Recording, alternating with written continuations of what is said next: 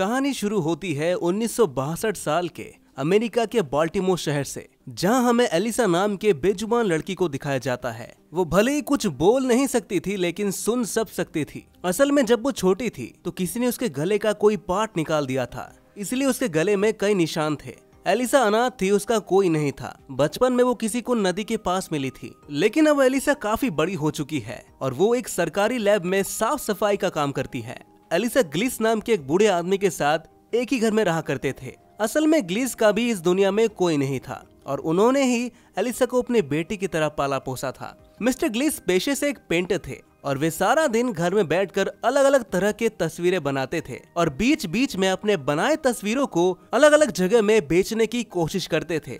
अब देखते हैं, रोज सुबह एलिसा समय से तैयार होकर अपने काम पे चली जाती है। यही उसकी ज़ेल्डा नाम की एक दोस्त थी जो उसे बहुत प्यार करती थी और हर समय उसका ख्याल रखने की कोशिश भी करती थी। लेकिन ज़ेल्डा के अलावा कोई एलिसा को पसंद नहीं करता था और उससे मिलना और बात करना भी नहीं चाहते थे। अब एक दिन सुबह ये सब जब अपना काम कर रहे थे, तभी वही लैब का अफसर आके बोलता है, आज से हमारे लैब में नए प्रोजेक्ट के लिए कुछ नए लोगों का ग्रुप आ रहा है और ये बहुत ही रहस्यमयी और महंगी प्रोजेक्ट है। आज तक हमारे लैब में ऐसा रहस्यमयी और इतना महंगा प्रोजेक्ट नहीं आया है। अब कुछ टाइम बाद वो ग्रुप पानी में भरे टैंक को लेकर उस लैब में आते हैं, जिसको देखकर समझ में ये आता है कि टैंक में पानी के अंदर ही वो महंगी और रहस्यमय प्रोजेक्ट का चीज रखा हुआ है और ये पूरे प्रोजेक्ट के देखरेख का जिम्मा मिस्टर रिचर्ड स्ट्रिकलैंड के हाथों में था। ये बहुत ही गुस्से और गंभीर किस्म के इंसान थे। पर ज़ेल्डा और एलिसा काम करते करते उस टैंक के पास चले जाते हैं, तभी उस टैंक के अंदर मौजूद कोई चीज हलचल करने लगता है, जिसके कारण उस टैंक को उस लैब के और अंदर ले जाया जाता है। अब अगले दिन सुबह ज़ेल्डा और एलिसा उस लैब की साफ सफाई कर रहे होते हैं। तब वो ध्यान देते हैं कि जिस कमरे के अंदर उस रहस्यमय चीज को रखा गया था, उस कमरे से मिस्टर रिचर्ड चिल्लाते हुए घायल अवस्था में बाहर आ रहे हैं।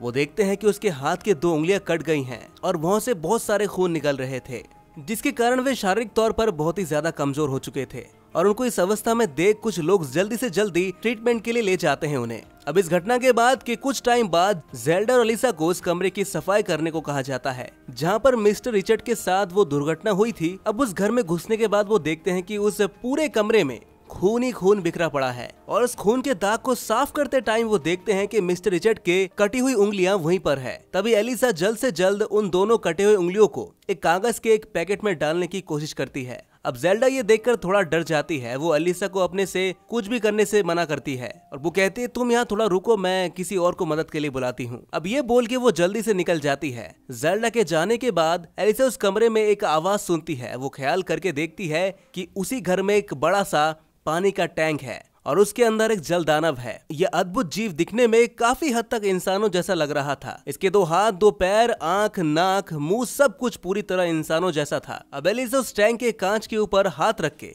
उस जीव को अच्छे से देखने की कोशिश करती है, लेकिन तभी ज़ेल्डा मदद के लिए एक आदमी को लेकर उस कमरे में आती है। ये देख के वो जीव डर कर पानी के अंदर छिप जाता है। फिर उस दिन ऑफिस से घर आने के बाद इशारों की मदद से मिस्टर ग्लिस को उस जीव के बारे में बताने की कोशिश करती है वो। उसके बाद वाले दिन ऑफिस आने के बाद वो फिर उस जीव को देखने उस टैंक के पानी के पास आती है, लेकिन अब हम देखते हैं कि उस जीव को टैंक से निकालकर पानी के एक तालाब में जंजीर बांध कर रखा गया है। इधर एलिसा उस जीव के साथ फ्रेंडशिप करना चाहती थी, इसलिए वो अपने बैग से एक उबले अंडे निकालकर एक चम्मच की मदद से उस अंडे पर चोट करके आवाज करती है। आवाज सुनने के बाद वो जीव पानी से अपना सिर बाहर निकालकर चुपचाप एलिसा को देखने लगता है। तब एलिसा उस जीव को अंडे का छिलका निकालकर उसको खाने के लिए इशारा करती है। फिर उस अंडे को वो रख के वहाँ से थोड़ी दूर हट जाती है, जिसको देख के वो जीव जल्दी से अंडे को लेकर वापस पानी के अंदर चला जाता है। अब इस घटना के कुछ दिन बाद मिस्टर रिचर्ड ज़ेल्डा और एलिसा के साथ बात करने के लिए अपने ऑफिस में बुलाते हैं।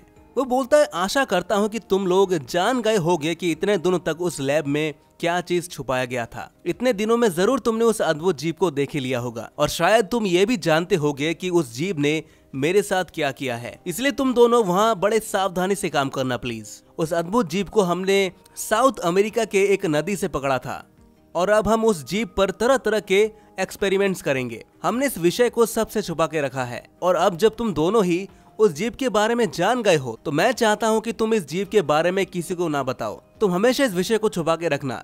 लेकिन एलिसा उस जीप से डरती नहीं थी। उसके साथ मिलना, समय बिताना उसे अच्छा लगता था, इसलिए ऑफिस आने के बाद मौका मिलने पर उस जीप को देखने के लिए वो चली जाती थी। अक्सर उस जीप से दोस्ती करने के लिए एलिसा रोज ज्यादा उबले अंडे लेकर आना शुरू कर देती है और उस जीप के साथ अच्छे से दोस्ती करने के लिए एलिसा उस ऑफिस के अंदर अपना एक छोटा सा म्यूजिक सिस्टम लेके आना शुरू कर देती है। अब वो बीच बीच में वहाँ अंडा रख के और म्यूजिक सिस्टम में गाना चलाकर उस जीप का इंतजार किया करती थी। अब उस जीप को भी उबले अंडे खाना और एलिसा के इन गानों को सुनना बेहद पसंद आने लगा था। अब एक दिन एलिसा जानबूझकर उस म्यूजिक सिस्टम को बंद कर देती है, जिसके तुरंत बाद वो जीप पानी से निकलकर एलिसा को इशारों में म्यूजिक चलाने को कहता है। जब भी एलिसा म्यूजिक चलाती थी तो वो जीप बहुत ही खुश रहता था और इसी तरह ये दोनों आपस में अच्छा टाइम बिताते थे और वो दोनों धीरे धीरे एक दूसरे के एक बहुत ही अच्छे दोस्त बन जाते हैं। इस अद्भुत से दिखने वाले जीप से दोस्ती करने पर एलिसा बहुत ही खुश थी, क्योंकि मिस्टर ग्लिस और जेल्डा के सिवा उसका कोई दोस्त नहीं था। लेकिन अब अपने लाइफ में नए दोस्त को पाकर एलिसा बेहद खुश थी। अब एलिसा हर दिन इशारों में उस जीप के साथ बातें किया करती थी और वो जीप भी एक तरह से उसके इशारों का जवाब देने का कोशिश भी किया करता था। अब एक दिन इस लैब का एक वैज्ञानिक दूर से एलिसा और उस जीप को आपस में बातें करते हुए देख लेते हैं। ये देखकर वो काफी हैरान रह जाता है। वो समझ जाता है कि ये एक इंटेलिजेंट जीप है जो बड़ी आसानी से इंसानों का कोई भी इशारा समझ जाता है। इस वैज्ञानिक का नाम डॉक्टर रॉबर्ट है और इनका इस लैब के अंदर जीप का देखभाल और सारे एक्सपेरिमेंट्स करने का जिम्मा था। अब इस घटना के अगले सुबह डॉक्टर रॉबर्ट दो आदमियों से मिलकर इस जीप के बारे में सारे फैक्ट्स बताने लगता है। असल में इस समय अर्थात 1962 साल में पृथ्वी के सारे बड़े बड़े देशों में कोल्ड वॉर चल रहा था और इसी तरह जर्मनी और अमेरिका के बीच भी एक वॉर चल रहा था और ये दोनों ही देश एक दूसरे के वैज्ञानिक, प्रशासनिक एवं राजनीतिक सभी चीजों पर नजर रखने की कोशिश किया करते थे। असल में डॉक्टर रॉबर्ट एक जर्मन स्पाई थे जो अमेरिका का एक वैज्ञानिक बनकर इस लैब के सारे सीक्रेट चीजें अपने जर्मन साथियों के साथ साझा किया करते थे। अब रॉबर्ट उन दोनों लोगों को उस लैब का एक नक्शा और एक डायरी देते हैं। उस डायरी के अंदर उस जीप के बारे में सारे तथ्य छिपे हुए थे। अब जर्मन लोग ये चाह रहे थे कि कैसे भी उस जीप को उस लैब से चोरी करके अपने देश ला सके, जिससे वो उस जीप के ऊपर एक्सपेरिमेंट्स करके उसके बारे में और भी नई चीजें जान सके। और उधर अगली सुबह एलिसा जब कुछ अंडे लेकर उस जीप के साथ मिलने जाती है तब वो देखती है कि उस जीप को पानी से निकालकर उसके हाथ, पाँव और गले को जंजीर से बांधा हुआ है, यहाँ तक कि उसके पूरे शरीर से खून निकल रहा था, जिससे वो शारीरिक रूप से कमजोर होता जा रहा था। ये सब देखकर एलिसा को बहुत दुख होता है। वो उस जीप को छुड़ाने की बहुत कोशिश करती है, लेकिन तभी वो ध्यान देती है कि कोई बाहर से उस कमरे में आ रहा है, जिसके कारण जल्दी से वो उस कमरे के किसी कोने में छिप जाती है। अब हम देखते हैं कि उस कमरे के अंदर मिस्टर रिचर्ड आए हैं और वो अपने पास मौजूद एक डंडे के जरिए उस जीप को बहुत मारने लगता है, यहाँ तक कि उस डंडे से वो इलेक्ट्रिक शॉक भी दे रहे थे उसे, जिसके कारण वो जीप बहुत ही ज्यादा कमजोर हो गया था। अब कुछ टाइम बाद उस कमरे के अंदर आर्मी का काफी बड़ा ऑफिसर जनरल हॉयट आ जाता है। वो मिस्टर रिचर्ड के भी बॉस थे। यहाँ पर उनकी ताकत सबसे ज्यादा थी और यहाँ इस लैब में सब कुछ उनके निर्देश के अनुसार ही होता है। अब जनरल हॉयट बोलते हैं कि मैंने जितना सोचा था ये प्राणी उससे भी बड़ा है। तभी मिस्टर रिचर्ड बोलते हैं कि अमेज़न नदी के आसपास के लोग इस जीप को भगवान के रूप में पूजते हैं। वो पानी में फल फूल और तरह तरह की चीजें देखकर इस जीप का पूजा करने का कोशिश भी करते हैं। तभी जनरल हॉयट बोलता है कि ये जीप जिस तरह से असहाय तरीके से पड़ा हुआ है, इसे देखकर तो कहीं से भी ये भगवान नजर नहीं आ रहा। तभी रिचर्ड बोलता है कि मुझे लगता है कि इस जीप को हमें जीवित रख के ही इस पर विभिन्न तरीके के एक्सपेरिमेंट्स करने चाहिए और फिर अंत में इसके शरीर को खोलकर इसके सारे अंगों का अच्छे तरीके से परीक्षण करना चाहिए। ये सुनकर डॉक्टर रॉबर्ट बोलता है कि ऐसा करने पर यह जीव तो मारा जाएगा और तब हमारा सब कुछ खत्म हो जाएगा। ये एक बहुत ही विशेष तरह का जीव है जो काफी हद तक इंसानों की तरह बुद्धिमान है, इसलिए इस जीव को हम मार नहीं सकते। ये सुनकर जनरल हॉयट बहुत ही गुस्से में आ जाता है और बोलता है कि मेरे तरफ से देखो, मेरे कंधे पर 5 सितारे हैं, जिसका मतलब है इस लैब में मेरी ताकत सबसे ज्यादा है और मैं यहाँ जो भी चाहूँ वो कर सकता हूँ। अगर तुम्हें कुछ भी बोलना है तो बोल सकते हो, लेकिन मेरी मर्जी के बिना तुम कुछ नहीं कर सकते। और ये जीव मरेगा या बचेगा इसका फैसला भी मैं ही करूंगा। अब एलिसा चुपके से सब कुछ सुन रही थी और ये सब सुनकर वो बेहद ही दुखी होती है। वो नहीं चाहती थी कि इस जीव को मारा जाए। अब कोई रास्ता ना देख इस जीव को बचाने के लिए वो मिस्टर ग्लिस से इस बारे में बात करती है। एलिसा उनको पूरी घटना खोलकर बताती है और कहती है जैसे भी हो आप इस जीव को बचाने में मेरी मदद करेंगे, कारण ये कि ये जीव पूरी तरह से मेरी जैसी ही है। मैं जिस तरीके से बोल नहीं सकती ये जीभ भी नहीं बोल सकता। जिस तरह मेरा कोई दोस्त नहीं, हर समय जिस तरह मैं अकेली रहती हूँ, ये जीभ भी हमेशा अकेला रहता था और उसके साथ समय बिताना मुझे काफी अच्छा लगता था। लेकिन मिस्टर ग्लिस किसी तरह एलिसा की बातों से राजी नहीं हो पा रहे थे। वो बोलते हैं कि क्या तुम पागल हो चुके हो? मेरे अकेले का ये काम करना पॉसिबल नहीं है। अगर हम पकड़े गए तो हमें जेल भेज दिया जाएगा, और वैसे भी अगर कोई इंसान होता तो शायद एक बार के लिए मैं सोचता इसके बारे में, पर उसके जैसा एक अद्भुत जीव के लिए इतना बड़ा रिस्क तो मैं नहीं ले सकता। ये बोलकर मिस्टर ग्लिस वहाँ से बाहर चले जाते हैं और इस घटना से एलिसा बहुत ही दुखी होती है। उसके एकमात्र आशा भी पूरी तरह से खत्म हो चुका था। अब बाहर जाने पर मिस्टर ग्लिस धीरे धीरे एलिसा के मन की बात को समझने लगता है और थोड़ा सोचने समझने के बाद वो तय कर लेते हैं कि वो इस काम में एलिसा की मदद करेंगे। ये जानकर एलिसा बहुत ही खुश होती है और वो मिस्टर ग्लिस को गले लगा लेती है। वहीं दूसरी तरफ डॉक्टर रॉबर्ट अपने जर्मन साथियों के साथ बात कर रहा होता है। उसके साथी बोलते हैं कि अमेरिकन लोग बहुत ही जल्दी ही उस जीप पर एक्सपेरिमेंट्स करेंगे और इतने कम टाइम में हम उस जीप को लैब से चोरी नहीं कर सकते। तो अब हमारे पास दो रास्ते हैं, या तो तुम इस एक्सपेरिमेंट का दिन और एक हफ्ता पीछे कर दो, और ना हो तो एक्सपेरिमेंट से पहले ही तुम उस जीप को मार डालो। अगर हमें वो जीप नहीं मिलता तो अमेरिका भी उस जीप पर एक्सपेरिमेंट करके उसके बारे में कुछ नहीं जान सकते। अब इसके बाद वो डॉक्टर रॉबर्ट को एक छोटा सा बॉम्ब, एक इंजेक्शन देकर बोलता है, पहले तुम इस बॉम्ब को उस लैब के फ्यूज बॉक्स के ऊपर लगाना। इस बॉम्ब के फटने से फ्यूज बॉक्स नष्ट होने पर उस लैब का इलेक्ट्रिकल सप्लाई पूरी तरह से बंद हो जाएगा और तब उस लैब के सारे सिक्योरिटी कैमरा भी बंद हो जाएगा और तुम इसका फायदा उठाकर इस इंजेक्शन के जरिए तुम उस जीप को मार सकोगे। लेकिन डॉक्टर रॉबर्ट बहुत ही अच्छे मन के आदमी थे। वो कैसे भी अपने मन से उस जीप को मारना नहीं चाहते थे। और इधर हम देखते हैं कि एलिसा और मिस्टर ग्लिस प्लान बना रहे थे कि कैसे अगले दिन उस जीप का ऑपरेशन शुरू करने से पहले ही लैब से उस जीप को निकाल कर ले आएंगे। ये दोनों तय करते हैं कि अगले सुबह 5 बजे मिस्टर ग्लिस एक गाड़ी लेकर उस लैब के पास पहुंच जाएंगे।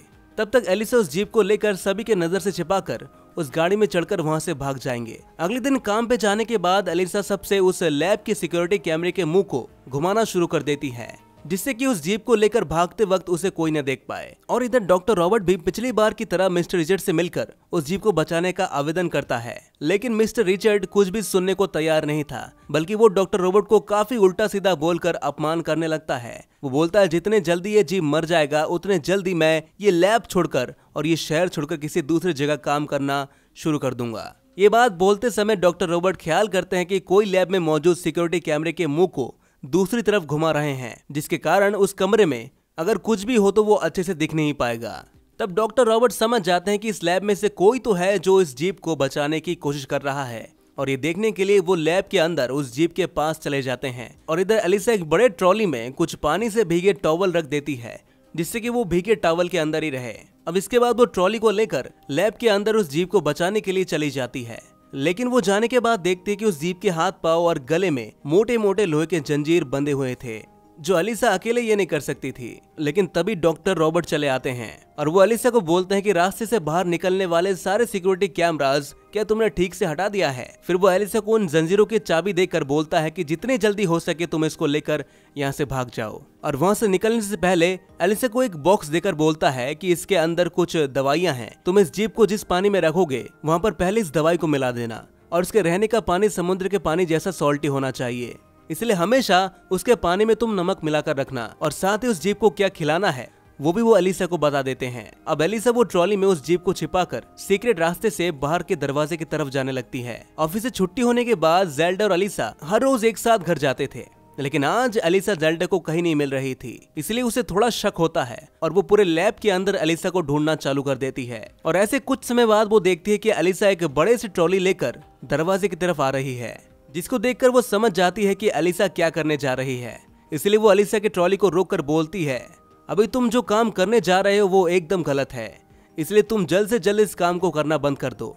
तब एलिसा बोलते कि हमने अगर इस जीप को नहीं बचाया तो कुछ ही टाइम बाद वो लोग इस जीप पर परीक्षण करके इसे मार देंगे। ये सुनकर जेल्डा भी उसकी मदद करने लगती है। और इधर डॉक्टर रॉबर्ट अपने पास मौजूद वो बॉम्ब को फ्यूज बॉक्स के ऊपर लगा देता है, और उधर मिस्टर ग्लिस भी अपनी गाड़ी लेकर उस लैब के बाहरी गेट से अंदर घुसने की कोशिश करते हैं। लेकिन तभी उधर मौजूद एक सिक्योरिटी गार्ड उनके आईडी कार्ड को देखकर समझ जाता है कि यह नकली आईडी है। दूसरी तरफ मिस्टर रिचर्ड अपने ऑफिस के सिक्योरिटी कैमरे से ये सब कुछ देख पा रहे थे, और ये देखकर मिस्टर ग्लिस को बंद करने के लिए जल्द से जल्द उस गेट की तरफ भागने लगते हैं।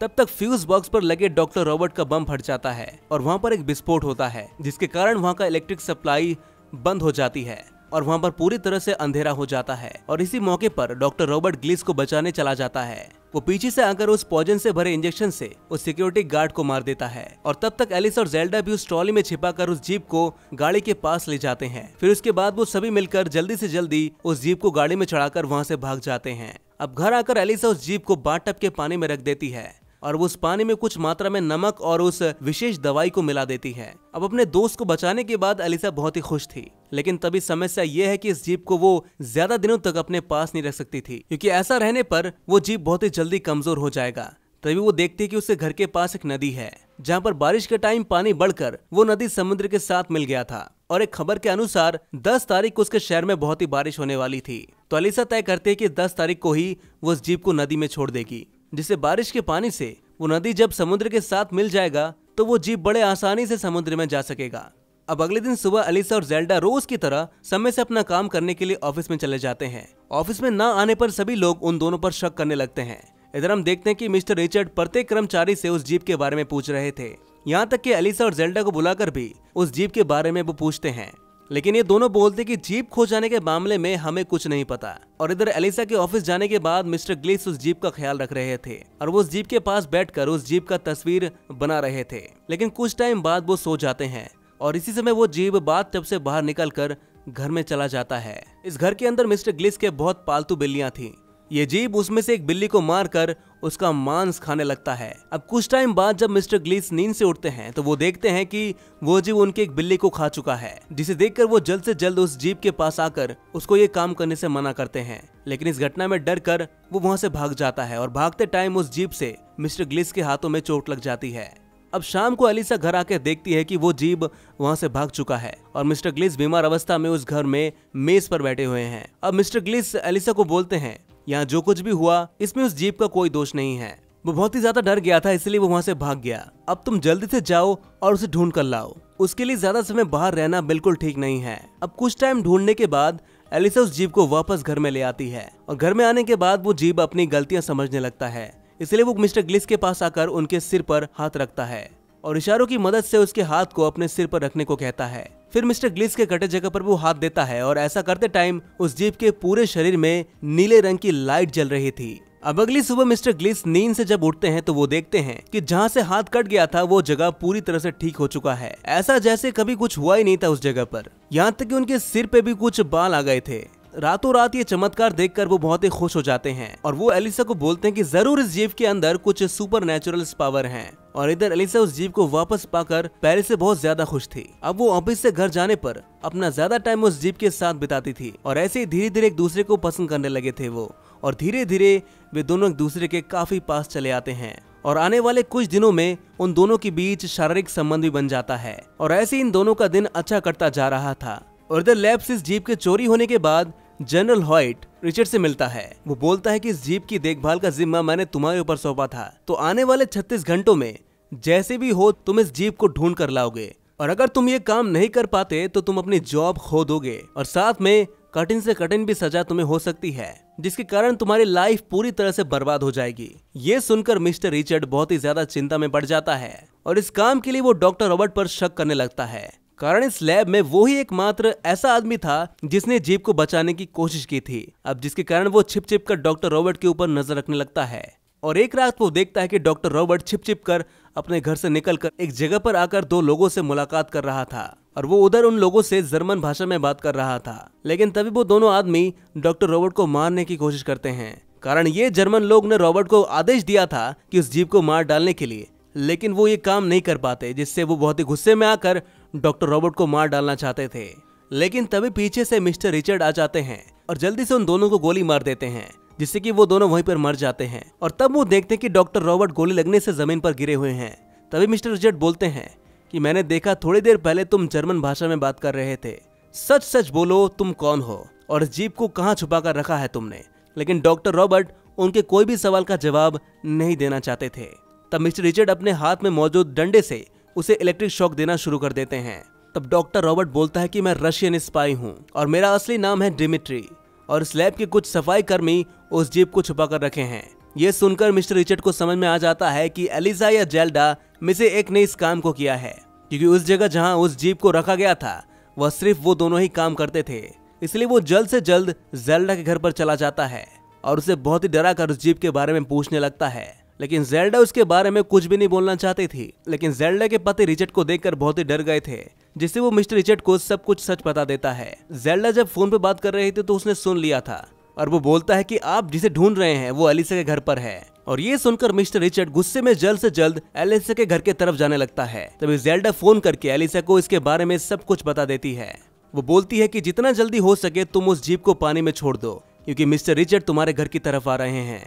ये सुनकर एलिसा और मिस्टर ग्लिस उस जीप को लेकर नदी की तरफ भागने लगते हैं और उधर मिस्टर रिचर्ड एलिसा के घर के पास आ चुके थे। उस जीप को लेकर वो वहां से पहले ही जा चुके थे। फिर वो पूरे घर की तलाशी करना शुरू कर देते हैं। तभी वो दीवार पर लगे उस कैलेंडर को देख लेते हैं जिस पर एलिसा ने लिखा था आज ही उस जीप को पानी में छोड़ना है, जिससे वो एलिसा और उस जीप को ढूंढने के लिए उस नदी की तरफ भागने लगते हैं। और इधर हम देखते हैं कि एलिसा और मिस्टर ग्लिस उस जीप को लेकर नदी के पास आ चुके हैं। लेकिन उस जीप को पानी में छोड़ने के पहले एलिसा को बहुत ही बुरा लग रहा था, क्योंकि वो उस जीप से बहुत प्यार करती थी और आज के बाद वो उस जीप को शायद कभी नहीं देख पाएगी। और इन सब के बीच वहाँ पर मिस्टर रॉबर्ट चला आता है और वो दूर से ही एलिसा और उस जीप को गोली मार देता है और वो दोनों ही जमीन पर गिर जाते हैं और बेहोश हो जाते हैं। लेकिन कुछ टाइम बाद वो जीप फिर से उठ खड़ा होता है और गोली लगे जगह पर हाथ फेरने लगता है, जिससे कि वो पूरी तरह से फिर से ठीक हो जाता है और वो धीरे धीरे मिस्टर रिचर्ड की तरफ बढ़ने लगता है। इतने गोलियां लगने के बावजूद ये जीप किसी दिक्कत के खड़ा देख मिस्टर रिचर्ड बहुत ही हैरान रह जाता है और वो कहता है कि तुम सच में एक देवता हो, तुम्हारे शरीर में अनेक सुपरनैचुरल पावर हैं। ये बोलते बोलते वो जीप अपने नुकीले पंजों से मिस्टर रिचर्ड के गले को काट देता है और फिर वो बेहोश एलिसा को लेकर पानी में कूद जाता है। पानी में जाने के बाद वो जीप एलिसा के गले के कटे जगह पर हाथ फेरना शुरू कर देता है, जिसके कारण उसके गले के कटे दाग मिलकर गिल्फ बन जाता है, जिसकी वजह से एलिसा पानी के अंदर भी अच्छे से सांस ले पा रही थी। और इसी के साथ ही एलिसा होश में आने लगती है। असल में इस जीप के अंदर सच में सुपरनैचुरल पावर्स थी, जिससे वो एलिसा को पूरी तरह से ठीक कर देता है। और इसी के कारण अमेज़न के लोग भी इसकी भगवान की तरह पूजा किया करते थे। अब इस घटना के बाद वो दोनों एक दूसरे को खुशी से गले लगाते हैं और इसी के साथ ये मूवी यहीं पर खत्म हो जाती है। तो दोस्तों कैसी लगी आपको एक कहानी कमेंट में जरूर बताइएगा और ऐसी मूवी एक्सप्लेनेशन देखने के लिए हमारे इस चैनल को सब्सक्राइब जरूर कर लीजिएगा।